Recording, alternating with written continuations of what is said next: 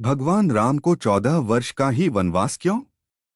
कैकेयी को ऋषि दुर्वासा ने दिया था वरदान। पौराणिक कथा। राम के पिता राजा दशरथ की तीसरी पत्नी कैकेयी थी। कैकेयी ने भगवान राम को ही 14 वर्षों के वनवास पर भेजा था। वैसे तो कैकेयी भगवान राम और अपने बेटे भरत से प्रेम करती थी। जबकि कैकेयी ने भगवान राम के लिए 14 वर्षों का वनवास मांगा था, तब भरत बहुत हैरान हुए थे। रामायण और महाभारत दोनों में ही 14 वर्ष के वनवास की बात सामने आती है। हिंदू धर्म में रामायण को बहुत ही पवित्र ग्रंथ माना जाता है। रामायण में भगवान राम के जीवन का उल्लेख मिलता है। रामायण का सार तो सभी लोग जानते हैं, लेकिन रामायण में कई ऐसी कहानियां हैं जिनके बारे में बहुत ही कम लोगों को मालूम है। इन्हीं कहानियों में से एक कहानी है राजा दशरथ की पत्नी कैकेयी को वरदान मिलने से जुड़ी। इस वरदान के कारण ही कैकेयी ने प्रभु राम को 14 साल के वनवास पर भेजा था। कैकेयी अपने बेटे भरत से बहुत ज्यादा प्रेम करती थी। उन्हें राम से बहुत सी आशाएं भी थीं। फिर सवाल यह उठता है कि आखिर उन्होंने क्यों राम को 14 वर्षों के वनवास पर भेजा।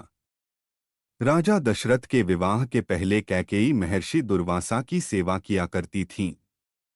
कैकेयी की सेवा से प्रसन्न होकर महर्षि दुर्वासा ने कैकेयी का एक हाथ वज्र का बना दिया था और आशीर्वाद दिया था कि भविष्य में भगवान तुम्हारी गोद में खेलेंगे।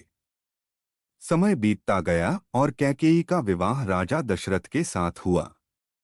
कई सालों के बाद स्वर्ग में देवासुर संग्राम प्रारंभ हो गया।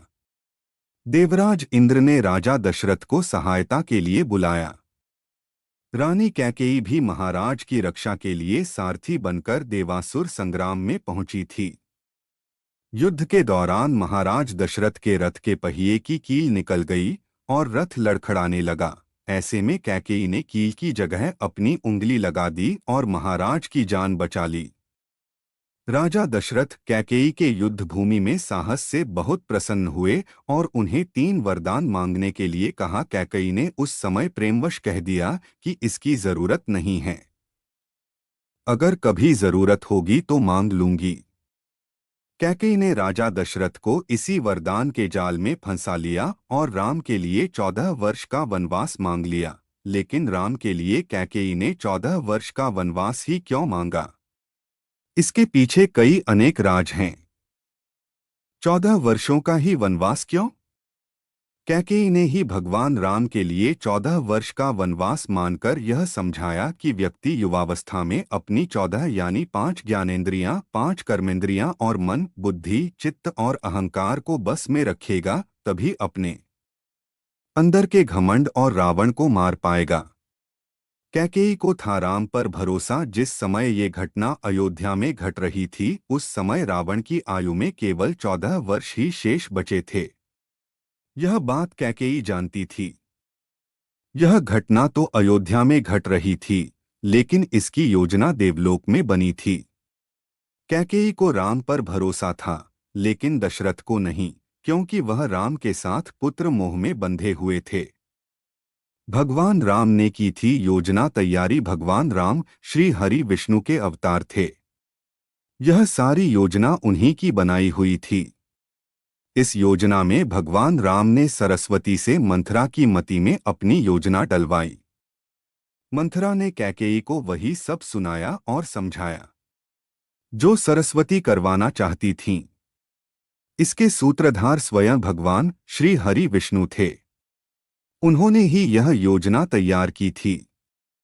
राम से यह चाहती थी कैकेयी यह जानती थी कि यदि राम अयोध्या के राजा बन गए तो रावण का वध नहीं होगा।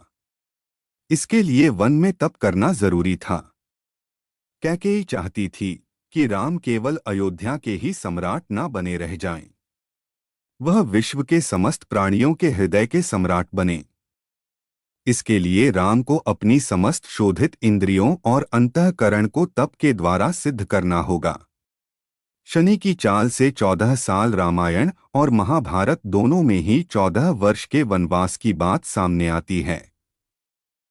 रामायण में भगवान राम को 14 वर्षों का वनवास भोगना पड़ा था, जबकि महाभारत में पांडवों को 13 वर्ष का वनवास और 1 वर्ष का अज्ञातवास झेलना पड़ा था। इसके पीछे ग्रह गोचर भी मायने रखते हैं।